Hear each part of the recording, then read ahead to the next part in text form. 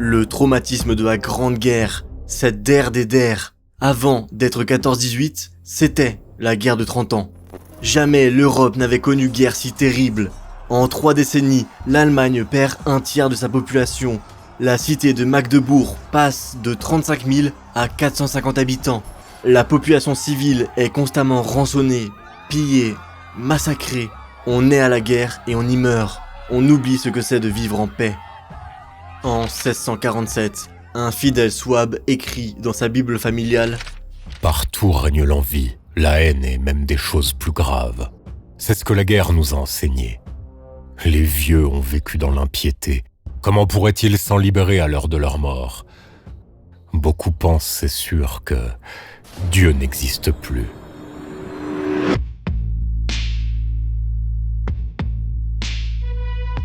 L'Europe de l'an 1600 est une Europe transformée. Elle n'a plus rien à voir avec celle qu'elle était 100 ans plus tôt. Ce qui est essentiel pour comprendre la guerre, c'est qu'on est à un moment charnière de l'histoire. Les astres sont alignés pour que le continent s'embrase. Bien sûr, le fait le plus marquant de tout ça, c'est la réforme protestante, initiée il y a un siècle de ça par Martin Luther. Non pas que les hérésies soient une nouveauté, l'église est coutumière du fait. En 1411 déjà, elle excommuniait le théologien tchèque Jean Hus, auquel la tradition protestante a attribué, à tort, ses dernières paroles prophétiques. Vous allez maintenant brûler une oie, mais dans un siècle viendra un signe que vous ne pourrez ni rôtir, ni bouillir. Hus ressemble à Husa, oie en tchèque. La différence, c'est que cette fois l'hérésie se répand partout comme la peste. D'abord en Allemagne et jusqu'à atteindre les souverains de grands royaumes comme l'Angleterre ou la Suède. Ces protestants, qui sont appelés ainsi parce qu'ils protestent contre l'empereur et son fanatisme religieux, se divisent eux-mêmes en plusieurs courants. Luthériens, calvinistes, anglicans. Mais l'Europe change aussi parce qu'elle voit désormais plus loin, au-delà des océans. Avec les expéditions portugaises vers l'Inde et la rencontre de l'Amérique, c'est un monde nouveau qui se découvre face aux petits royaumes européens. On voit bientôt naître des empires gigantesques et de grands États qui basent leur influence sur la mer et le commerce. Au milieu de tout ça, c'est l'équilibre des puissances qui est bouleversé. La France est certes le royaume le plus peuplé du continent, mais elle apparaît comme un acteur presque secondaire. Pendant 100 ans, elle a enchaîné les catastrophes. Toute la première moitié du XVIe siècle n'a été qu'une succession d'échecs pendant les guerres d'Italie, avec comme seule compensation la prise de Calais et des 3 évêchés lorrains. Pire, toute la seconde moitié du siècle a été marquée par 30 longues années de guerre civile qui ont paralysé le pays. Quand Henri IV promulgue son édit de Nantes en 1598, il espère enfin réconcilier, ou au moins pacifier, les catholiques radicaux et les huguenots protestants. Mais c'est un processus long. L'édit prend 10 ans à être enregistré par tous les parlements du royaume, tandis que le roi lui-même est assassiné par un fanatique en 1610, alors qu'il s'apprêtait à reprendre la guerre contre les Habsbourg. Ces Habsbourg, justement, ce sont eux, les géants de l'époque. Depuis le règne de Charles Quint, ils sont à la tête d'un empire immense, partagé entre 2 branches. La plus puissante, c'est celle d'Espagne. Relativement épargnée par la Réforme, elle contrôle toute la péninsule ibérique et domine l'Italie, la Bourgogne, dont les Pays-Bas, et la Méditerranée, possession auquel vient bien sûr s'ajouter son gigantesque empire colonial qu'il a fourni en biens commerciaux, en argent et en or. J'ai dit épargnée par la Réforme, mais pas tout à fait. Au nord, la moitié des provinces des Pays-Bas ont été largement touchées par celle-ci, et encouragées par l'intolérance et les visées centralisatrices des Espagnols, elles se sont soulevées. S'en est suivi 40 années de guerre et la naissance d'un tout nouvel État, une grande puissance commerciale, les Provinces-Unies. La paix est revenue dans la région depuis 1609 et la signature d'une trêve, mais personne n'est dupe, elle n'est que temporaire. L'Espagne en profite pour renflouer son trésor et reformer son armée, alors que les Néerlandais se lancent dans un vaste projet de construction navale. La seconde branche Habsbourg a beaucoup moins de marge de manœuvre politique. Certes, elle règne de façon héréditaire ou presque sur 3 États, l'Autriche, la Hongrie et la Bohême.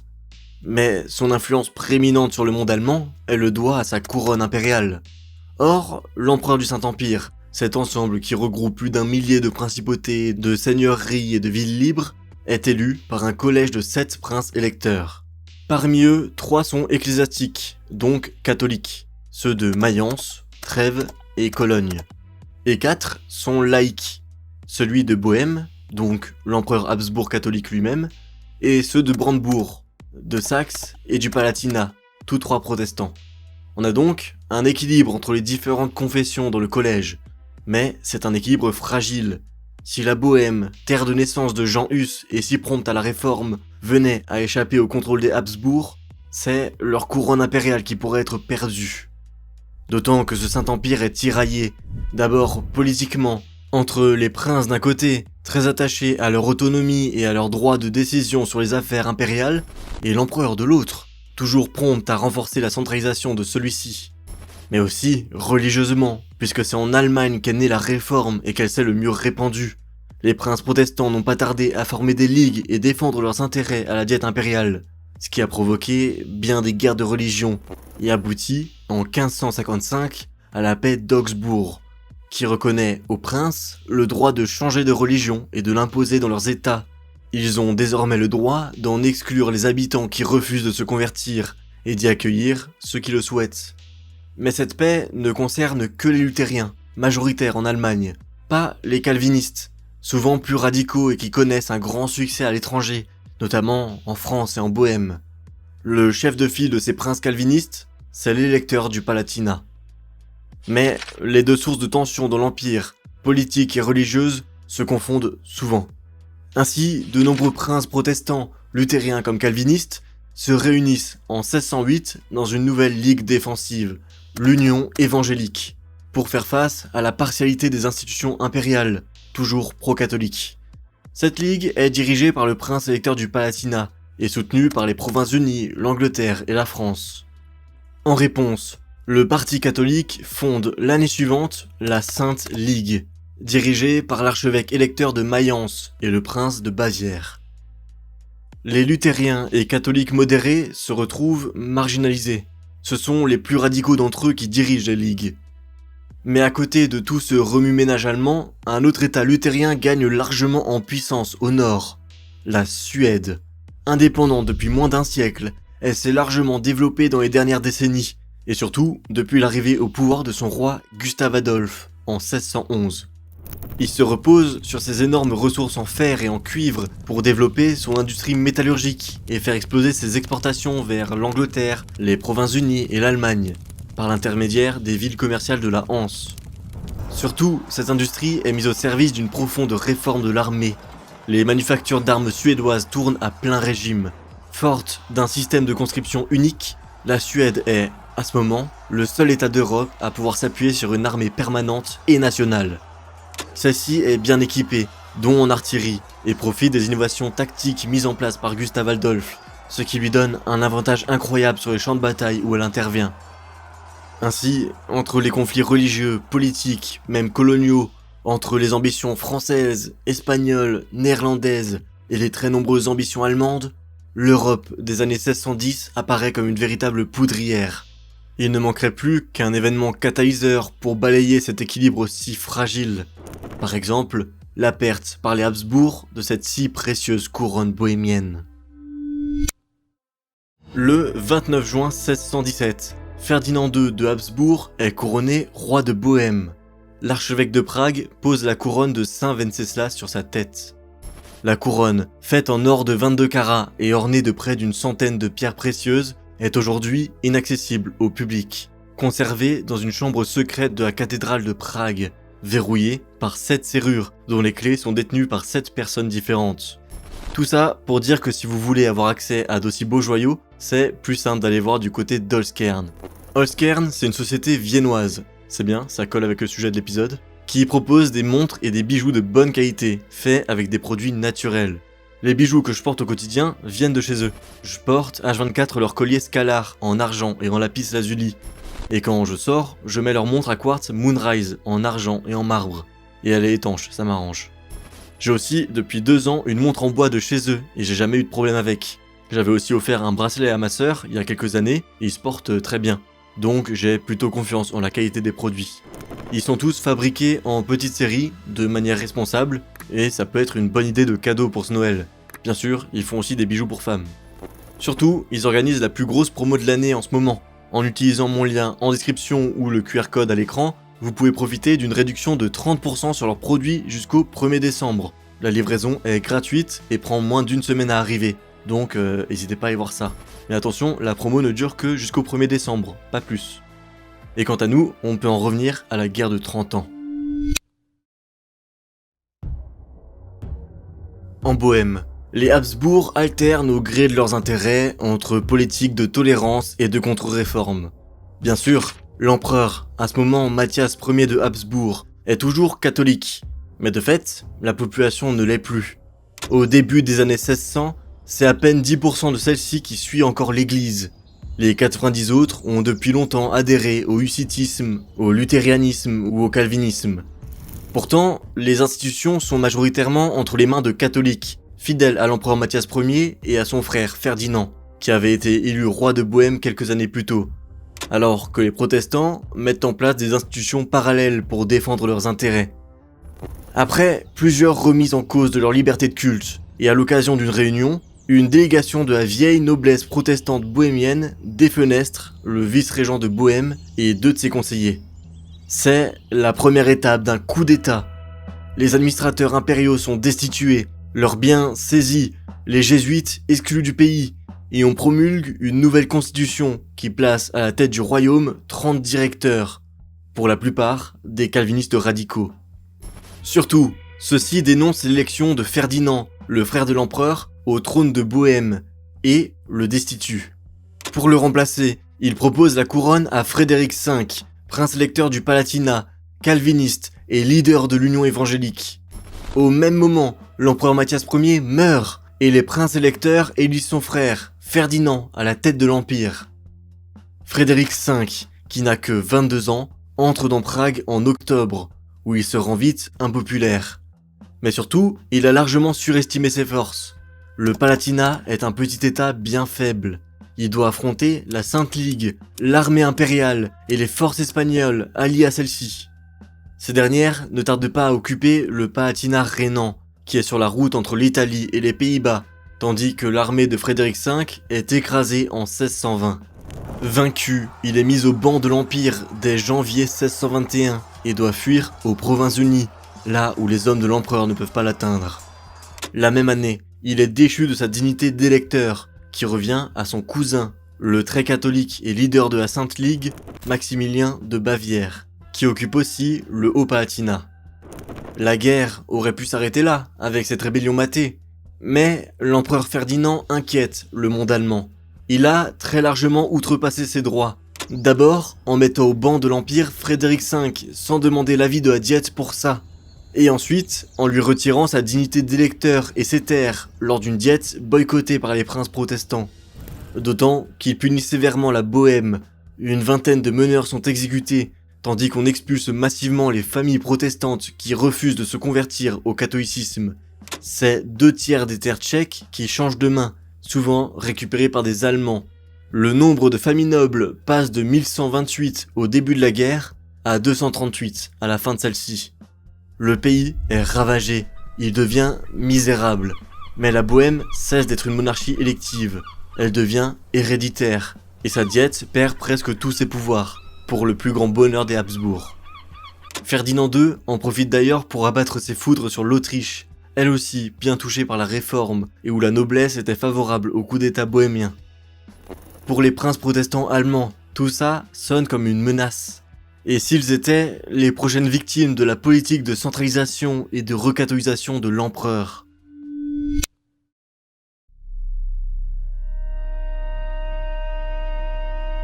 L'Allemagne du Nord se sent menacée. Ces États comprennent bien vite que l'empereur ne compte pas s'arrêter à la Bohême, d'autant qu'il masse son armée à la frontière sud de la Basse-Saxe. Ce qu'on appelle Basse-Saxe, c'est alors l'un des 10 cercles de l'Empire, des subdivisions administratives et militaires de celui-ci. Les États qui forment ce cercle sont presque tous protestants, et ils ont le malheur d'accueillir les armées de mercenaires que Frédéric V avait engagées pour lutter contre l'empereur. Se sachant menacés, ils ne tardent pas à chercher des soutiens à l'extérieur pour former une coalition anti-habsbourgeoise. Ce soutien, ils le trouvent non loin de là, un peu plus au nord, au Danemark. Son roi, Christian IV, est loin d'être un inconnu. Déjà, il est allemand et luthérien, mais surtout, il est aussi duc d'Holstein, un duché du nord de la Basse-Saxe qui dépend de l'Empire. D'autant qu'il est un roi richissime parce qu'il contrôle le passage entre la Baltique et la mer du Nord et taxe celui-ci. Il a alors tout ce qu'il faut pour intervenir en Allemagne, si bien que les États de Basse-Saxe l'élisent commandant en chef des armées du Cercle en mars 1625. Encore une fois, l'empereur Ferdinand II voit son pouvoir remis en question et doit réagir. À l'été, il engage un chef de guerre fortuné qu'il connaît bien, Albrecht von Wallenstein, et lui donne la direction de l'armée impériale, qui doit se coordonner avec celle de la Sainte Ligue. L'idée, c'est de profiter de la fortune de cet entrepreneur de guerre pour se libérer de l'influence du duc de Bavière, Maximilien Ier, qui finançait jusqu'ici l'empereur. Le Danois peut quant à lui compter sur le soutien financier des Provinces-Unies, tandis que l'Angleterre et la France financent un autre mercenaire, Ernst von Mansfeld, qui lutte depuis le début de la guerre pour le Palatinat. Mais les déboires ne tardent pas à arriver. Déjà, cette bonne entente est vite brisée par la reprise des guerres de religion en France, où les Huguenots, soutenus par les Anglais, se révoltent une nouvelle fois. De leur côté, Mansfeld est écrasé par Wallenstein à Dessau en avril 1626, et Christian IV par la Sainte Ligue à Luther en août. Les mauvaises nouvelles s'enchaînent, les impériaux soumettent la Hesse, puis le Mecklembourg, l'Holstein, le Schleswig et même le Jutland, ravageant les territoires danois jusqu'aux rives de la Baltique. Mais l'empereur en demande trop. Il veut que Christian IV cède non seulement l'Holstein, mais aussi le Jutland. Évidemment, chose impensable. Tous ses ennemis se soudent face à lui. L'Angleterre et les Provinces-Unies fournissent de nouveaux financements, et la Suède, pourtant ennemie traditionnelle du Danemark, se lie à lui par une alliance défensive et l'aide à défendre ses villes côtières. Finalement, c'est Wallenstein qui négocie une paix raisonnable avec le Danois en 1629. Un simple retour au statu quo d'avant 1625. Aucune perte territoriale, aucun dédommagement financier. L'empereur, toujours sans grands moyens, reste presque entièrement dépendant de son général, qui est fait prince d'Empire et duc de Mecklembourg. Ferdinand II, définitivement aussi mauvais politicien qu'il est catholique fanatique, promulgue cette année l'édit de Restauration. Celui-ci réinterprète la paix d'Augsbourg à sa sauce et exige que les États devenus protestants après 1555 se reconvertissent au catholicisme. Avec celui-ci, l'empereur arrive à se mettre à dos ses soutiens protestants, dont le puissant duc de Saxe qui l'avait pourtant aidé à écraser la révolte en Bohême. D'ailleurs, Wallenstein lui-même est contre l'édit et ne le fait pas appliquer dans les territoires occupés par son armée.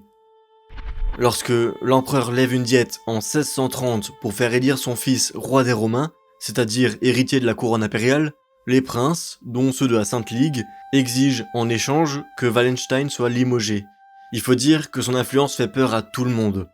Ferdinand II est forcé de céder, et perd là son meilleur général, bon nombre de ses officiers et de ses troupes.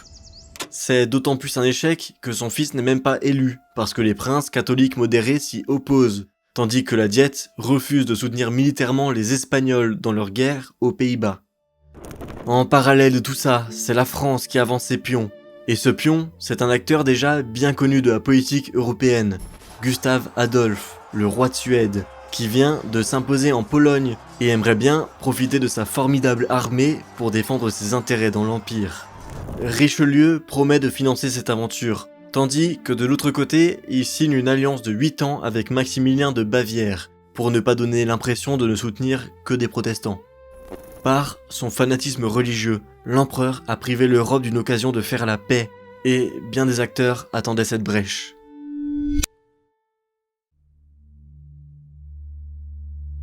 Les ambitions de Gustave Adolphe sont bien connues en Europe. D'ailleurs, c'est la France et l'Angleterre qui se sont démenés pour lui obtenir une trêve avec la Pologne, contre laquelle il était en guerre depuis 3 ans, ce qui l'empêchait d'intervenir en Allemagne. Chez les protestants germaniques, une prophétie déjà en vogue depuis plusieurs décennies refait surface. On dit qu'un lion surgira du nord pour écraser l'aigle, un signe des Habsbourg. Dans cette ambiance apocalyptique, le roi de Suède se sent investi d'une mission divine. Mais l'empereur n'est pas inquiet. S'il accepte de renvoyer Wallenstein, et s'il commence à démobiliser ses troupes, c'est qu'il ne perçoit pas le Nordique comme une menace. Galvanisé par une décennie de victoires, il se pense invincible. En juillet 1630, Gustave Adolphe prend la mer à la tête de 15 000 hommes. Il débarque en Poméranie et débute les hostilités. Mais il n'a pour l'instant que peu de soutien chez les princes allemands. Lors d'une réunion des États protestants en mars 1631, seuls 4 d'entre eux sont favorables à une alliance avec lui. Mais la situation se renverse 2 mois plus tard, quand les troupes impériales mettent à sac la ville protestante de Magdebourg. C'est un massacre. Des 30 000 habitants qui peuplent la cité, seuls 15 000 en ressortent vivants. Et 1 an après le sac, il ne reste que 459 âmes dans la cité.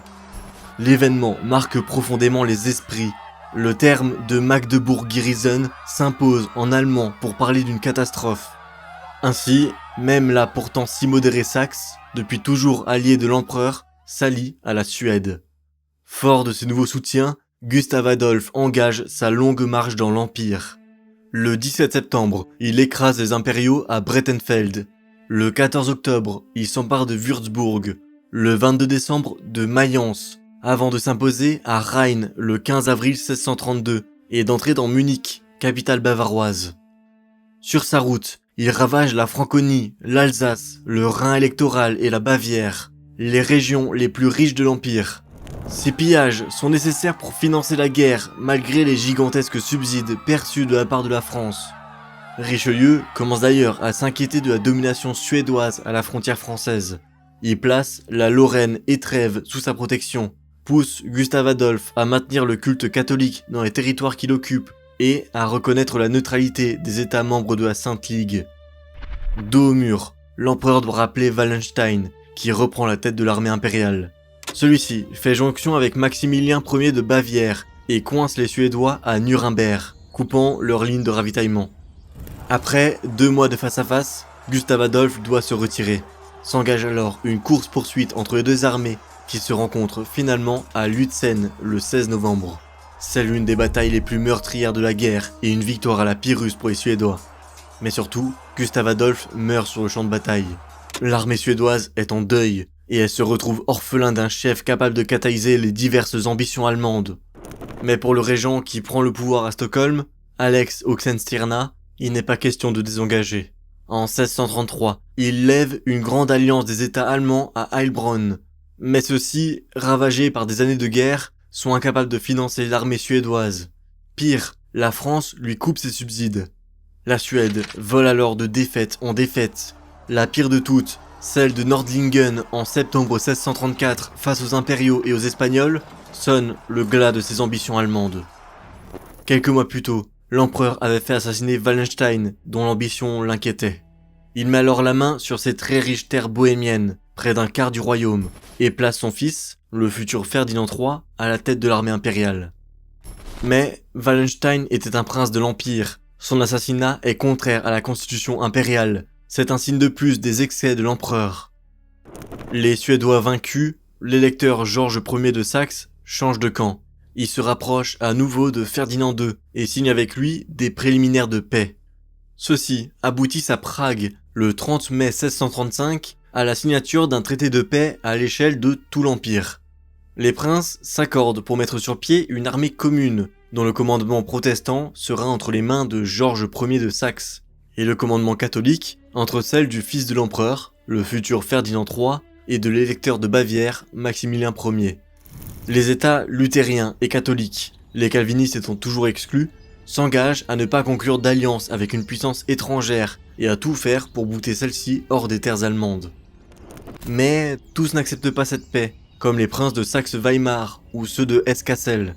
Ceux-ci préfèrent se tourner vers un autre acteur, enfin décidé à sortir de l'ombre.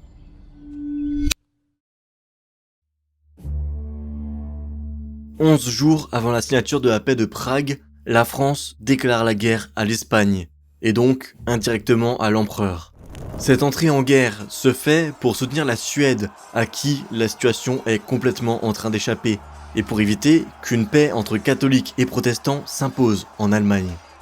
Avec la signature de 2 nouvelles alliances en 1635 et 1636, la France et la Suède s'engagent à ne jamais signer de paix séparée et à rétablir dans l'Empire la situation telle qu'elle était en 1618. Les Français doivent intervenir sur le Rhin et la Suède en Silésie et en Bohême. Richelieu s'engage aussi à financer l'armée suédoise à hauteur d'1 million de livres par an. Tout ça est loin de contenter la population française, qui paye cher la guerre depuis le départ. Les recettes fiscales du royaume sont alors passées de 35 millions de livres en 1618 à 208 millions en 1635. Surtout, l'armée française est techniquement et stratégiquement inférieure à celle de ses ennemis, ce dont elle ne tarde pas à se rendre compte. D'autant que celle-ci se bat sur plusieurs fronts. Au nord, dans les Pays-Bas espagnols, pour soutenir les Provinces-Unies alliées. À l'est, en Franche-Comté, région qu'on cherche à annexer. Et au sud, en Italie du Nord et dans le Roussillon, pour débarrasser ces régions de l'influence espagnole. Dès 1636, les Français subissent revers sur revers. Ils perdent 2/3 de leurs troupes en Flandre, tandis que les places fortes du Nord s'effondrent les unes après les autres. L'armée espagno-impériale arrive à 34 km de Paris. Louis XIII prend lui-même la tête des troupes, ce qui provoque un sursaut populaire. La place forte de Corbie, qui contrôle la route vers Paris, n'est reprise qu'en novembre. À l'est aussi, les choses se passent mal, mais la situation est sauvée par la Suède, qui remporte une victoire à Wittstock, dans le Brandebourg, ce qui force l'empereur à rappeler ses troupes. Il faut attendre 1638 pour que le duc Bernard de Saxe-Weimar, allié des Français, s'empare de Breisach, ce qui empêche aux Espagnols d'acheminer par la terre leurs troupes d'Italie vers les Pays-Bas. À Vienne, l'empereur Ferdinand II meurt en 1637. C'est alors son fils, le bien plus pragmatique et bien moins fanatique Ferdinand III, qui est élu à la tête du Saint-Empire. La paix de Prague s'effondre en parallèle. L'État protestant de Hesse-Kassel signe une alliance avec la France, ceux de Brunswick avec la Suède, tandis que l'empereur en signe une officielle avec l'Espagne. Français, Espagnols, Suédois et Allemands poursuivent leur campagne. Ils connaissent successivement succès et échecs. Mais globalement, le conflit tourne plutôt en faveur des Français et des Suédois, qui enchaînent les victoires à partir de 1644. Cette année, ils se rendent maîtres de toute la vallée du Rhin jusqu'à Mayence et commencent à opérer jusqu'en Bavière. C'est là que se déroule la dernière grande bataille de la guerre, la victoire franco-suédoise de Zussmarshausen en mai 1648. Les résultats sont les mêmes au nord, où les Espagnols sont défaits à la bataille de Rocroi en 1643, tandis que le Roussillon et la Catalogne sont occupés au sud. Les impériaux aussi subissent leur Rocroi. Ils sont défaits par les Suédois à Janko en mars 1645, où ils perdent les 2/3 de leur armée. La guerre n'en reste pas moins compliquée pour tous les camps, et encore plus pour la population civile. Dès les années 1630, la guerre semble devenir un fardeau trop lourd à porter, un monstre qui s'auto-alimente aux dépens de tous. Mais l'arrivée de nouveaux acteurs et les ambitions débordantes de certains autres font entrave à toute tentative de paix. Rapidement, on comprend que la guerre ne pourra pas être arrêtée par des négociations bilatérales. Il faut une paix universelle, que tous les acteurs acceptent de signer. On invente alors une nouvelle façon de faire la paix, le Congrès. Jamais auparavant on n'avait mis sur pied un tel appareil diplomatique. Ce congrès doit réunir les diplomates et juristes de tous les États impliqués dans le conflit. Pour ça, on désigne 2 petites villes westphaliennes, la catholique Münster et la protestante Osnabrück. Les négociations s'ouvrent en 1642, mais vont traîner en longueur à cause des ambitions inassouvies des différentes puissances et de la distance entre ces villes et les cours européennes à qui les diplomates doivent rendre des comptes. Par exemple, ce n'est qu'après la défaite de Janko que l'empereur consent à ce que les États de l'Empire non signataires de la paix de Prague de 1635 puissent siéger au Congrès. Pour que les négociations puissent se tenir correctement, les 2 villes et les voies de communication qui y mènent deviennent une enclave de paix dans une Allemagne à feu et à sang. Mais pour l'heure, la guerre se poursuit, plus horrible qu'elle ne l'a jamais été.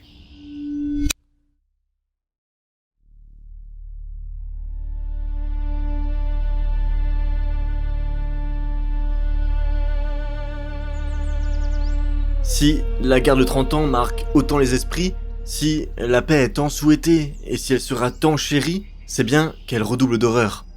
Aujourd'hui, on imagine la guerre comme une affaire de cabinet ministériel, comme un affrontement entre plusieurs armées à la hiérarchie claire, dirigé par un état-major, lui-même dirigé par un gouvernement. Mais la guerre de 30 ans ne ressemble pas à ça. S'il y a bien d'un côté une grande guerre menée par les souverains, il se déroule surtout, en parallèle, tout un tas de petites guerres.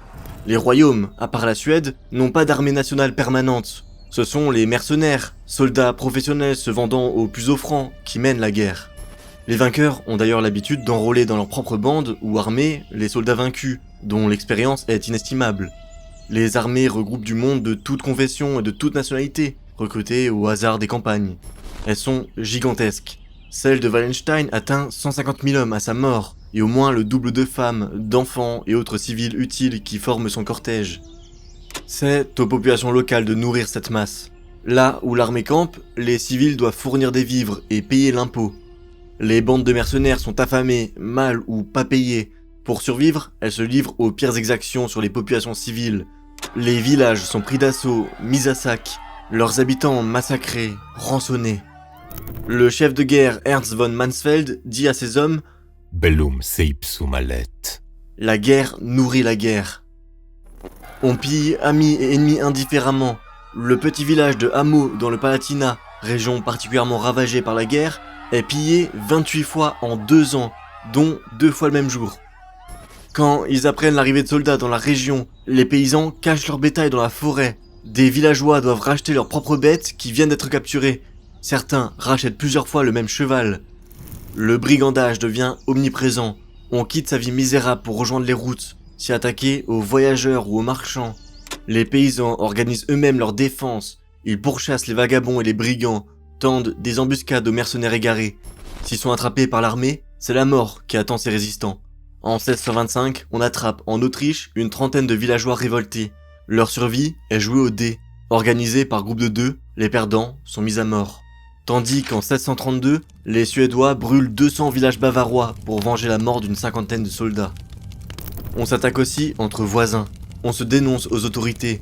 À Würzburg, on brûle 900 personnes pour sorcellerie dans les années 1620 et 600 à Bamberg. Les armées alliées et ennemies se comportent tout aussi mal envers les populations. Les soldats espagnols, catholiques, censés porter secours aux moines bavarois, pillent les monastères et se comportent bien plus mal que les troupes suédoises, pourtant luthériennes. En Bohême, où ils se démarquent par leur cruauté, le terme de suédois devient une insulte courante pour désigner les voleurs, les vagabonds et les gens mal élevés. Pour faire avouer aux paysans où ils cachent leurs derniers biens, les mercenaires suédois n'hésitent pas à user de torture. Dans un roman célèbre, von Grimmelshausen écrit « Ils allongèrent le valet ligoté à même le sol, lui enfoncèrent un entonnoir dans la gorge et versèrent dans son corps le contenu d'une seille à traire, un mélange d'eau croupie et de purin. Voilà ce qu'ils appelaient l'élixir suédois. » Partout, en Allemagne, on fait état de cas de cannibalisme face à la famine ambiante, d'autant plus lors de sièges. On retrouve partout des récits de mercenaires faisant rôtir des enfants embrochés sur leurs lances. Ils sont bien sûr sûrement fantasmés, mais illustrent bien l'état d'esprit ambiant. Les mercenaires eux-mêmes sont victimes de la guerre. Ce sont pour la plupart des jeunes hommes dont l'espérance de vie dépasse difficilement les 3 ans. Des enfants naissent dans l'armée, sont élevés par des soldats cruels, forcés de piller et de tuer pour survivre. Rien ne peut égaler l'horreur d'être une femme ou un enfant en ce temps. La seule échappatoire est souvent d'épouser un soldat et de rejoindre son armée. Mais lorsque celui-ci meurt, c'est la prostitution qui guette. Von Grimmelshausen raconte dans son roman La vagabonde courage comment une femme se travestit pour fuir les exactions, rejoint elle-même une armée et pille, tue, rançonne des innocents. Aux affres de la guerre s'ajoutent les très nombreuses famines accentuées par un petit âge glaciaire et les épidémies récurrentes.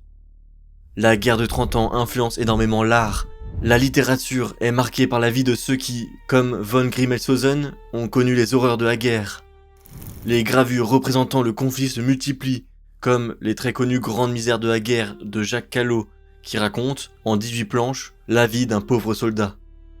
L'enrôlement des troupes, la bataille, la maraude, le pillage, la dévastation d'un monastère, le pillage et l'incendie d'un village, le vol sur les grandes routes, la découverte des malfaiteurs, l'estrapade, la pendaison, l'arquebusade, le bûcher, la roue, l'hôpital, les mendiants et les mourants, la revanche des paysans et la distribution des récompenses.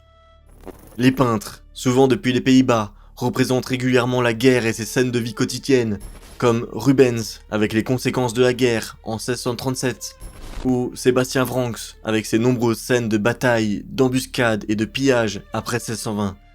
De même, la musique, le théâtre, la poésie, les prières, c'est toute la société, toute sa population, tous ces arts qui sont marqués par la guerre et ses horreurs.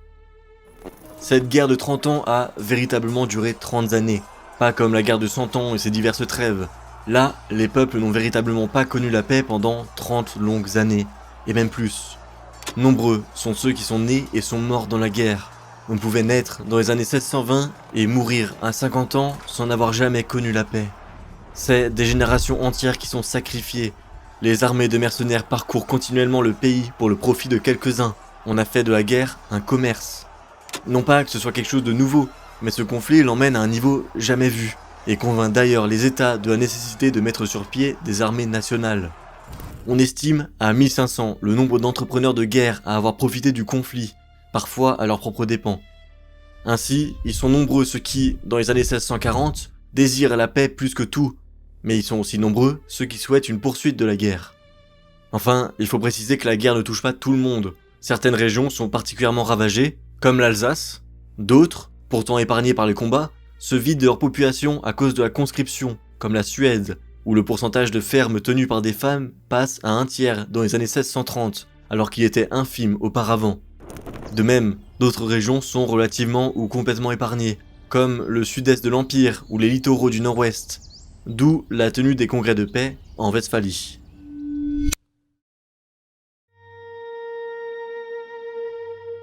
De longue date, les ministres français ont caressé le rêve d'instaurer une paix universelle en Europe.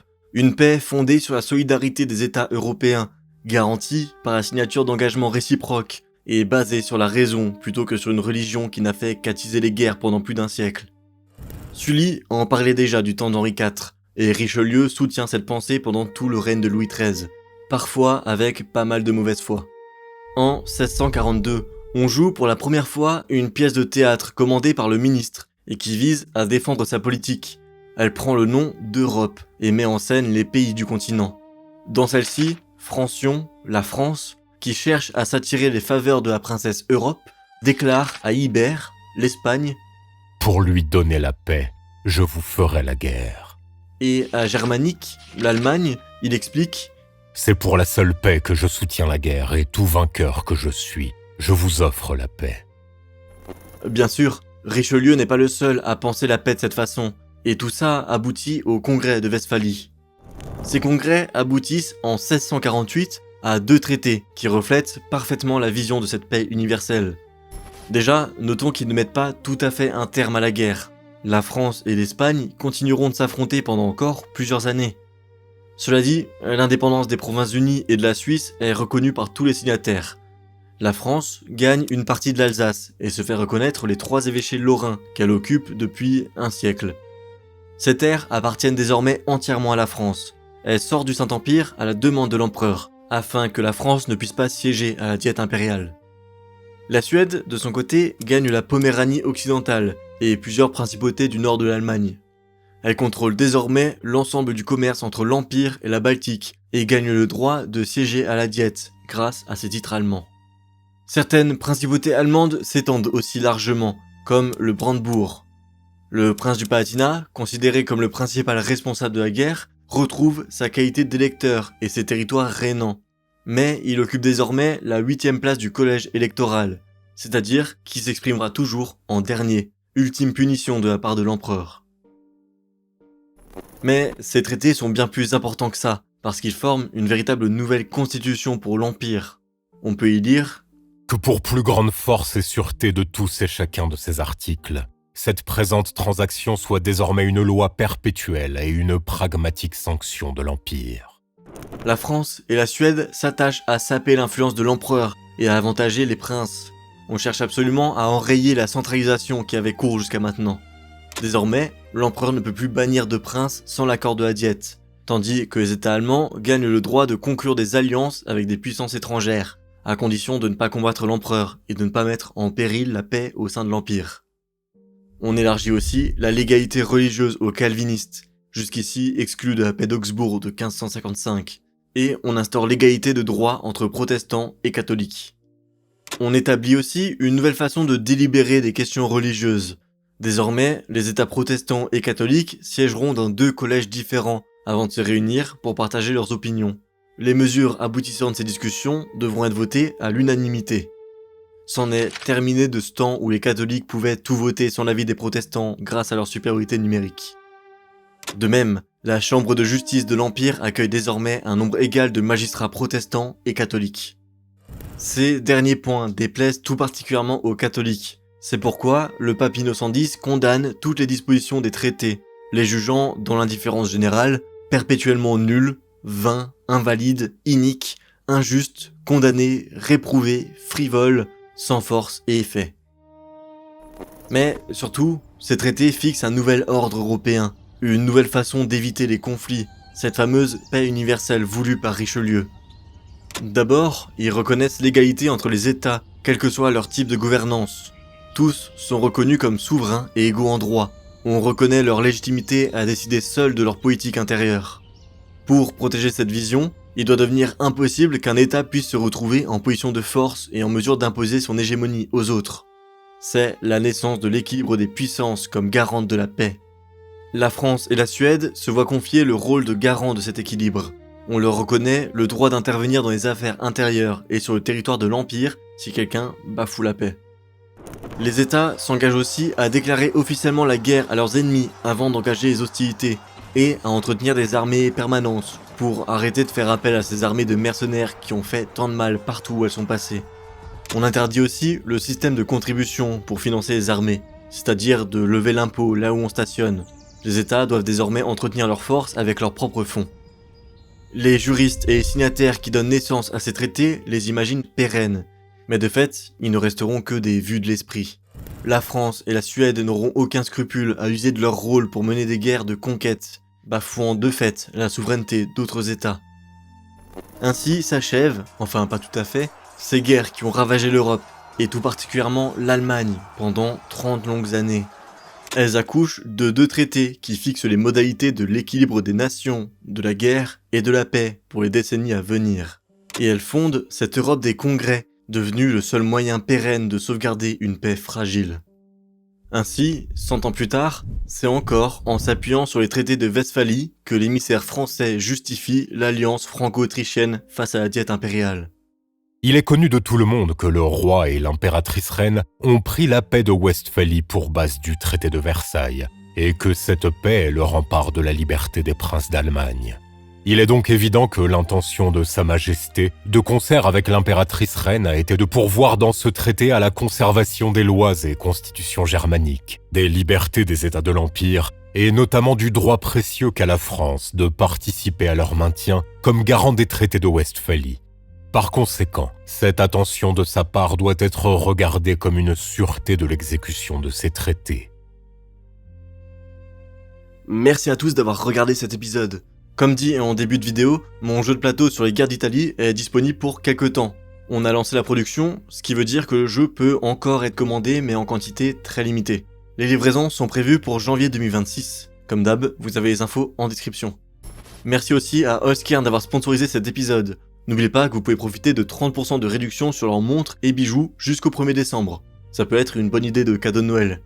Et si vous voulez aller plus loin, j'ai sorti le mois dernier un épisode sur l'histoire polonaise. Je vous l'affiche à l'écran. Et cela dit, on se retrouve bientôt pour un nouvel épisode d'histoire.